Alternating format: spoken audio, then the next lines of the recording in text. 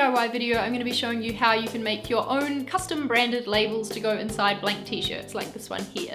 I've got a little t-shirt company called Liner Note Kids that I started when I was in university, and I make t-shirts and sell them on a print to order basis. So I only make a t-shirt when I get an order come in. That means I don't have to invest a lot of money in a lot of stock and keep a lot of merchandise in my flat. But because of that, it's really hard to get your t-shirts custom branded. Companies just don't do that on a one-off basis. So I've figured out a DIY way to do it myself using a piece of ribbon and some transfer paper, and I'm going to show you how to do that. The first step is obviously to design your label. I did this in Adobe Illustrator just because that's what I'm comfortable with, but you can use whatever software you prefer. I measured the width of the ribbon I was going to use and laid out a box that was that size. Then I included my logo, the size of the t-shirt, and on the back I had a little line about the company and the URL. With clothing labels, there are varying laws depending on what country you're in about what information has to go on it. Like you have to include, I think, washing instructions, the makeup of the fabric, and the country of origin. And I didn't want to mess with any of that, and that would just involve printing too fine a detail onto my transfer paper. So instead I decided just to leave the original label in for that and cover up the brand label from the blank t-shirt. Because we're going to print this on transfer paper, you have to make sure your design is reversed before you print it. I know that's confusing, but it'll end up the right way once you have heat pressed it onto the fabric, so just go with me here. So I just fit as many of my designs as possible onto an A4 sheet and then printed that with inkjet transfer paper.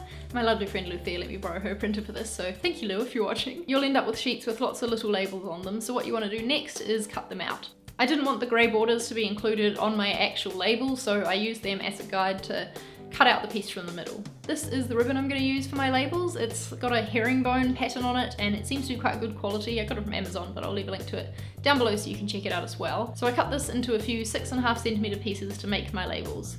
Place each side of your label design face down onto the ribbon, leaving a little gap in the middle so that you're going to be able to fold it in half easily. And then follow the instructions on your transfer paper. Some need more heat, some need to be pressed for longer, and this transfer paper that I used required more pressure than it did heat, so I was pressing down hard with the iron, and I put a cloth in between just so that my iron wasn't accidentally lifting up and moving the little pieces of transfer paper as I was pressing. Then you can peel off the backing of the transfer paper while it's still warm and it should come away nice and cleanly.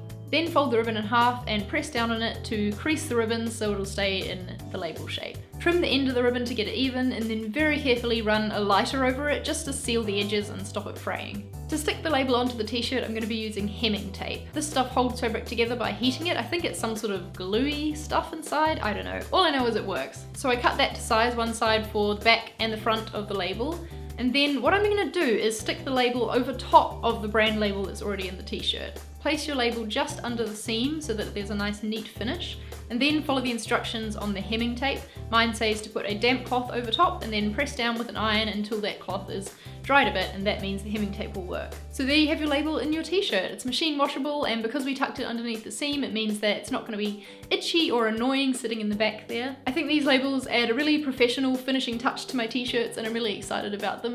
If you want to check out the t-shirts in my store, then you can do that. There'll be a link down below. They're all designs that are like inspired by music, so if that's your thing, you might like them. If you're interested in starting up your own t-shirt company, then I do have a playlist that will probably really come in handy for you. It's full of videos about screen printing and setting up an online store and talking about how I started my little business, so that will be linked down below in the description box. I would love it if you gave this video a thumbs up if you enjoyed it, and subscribe to my channel if you'd like to hear more from me, and I will see you next time.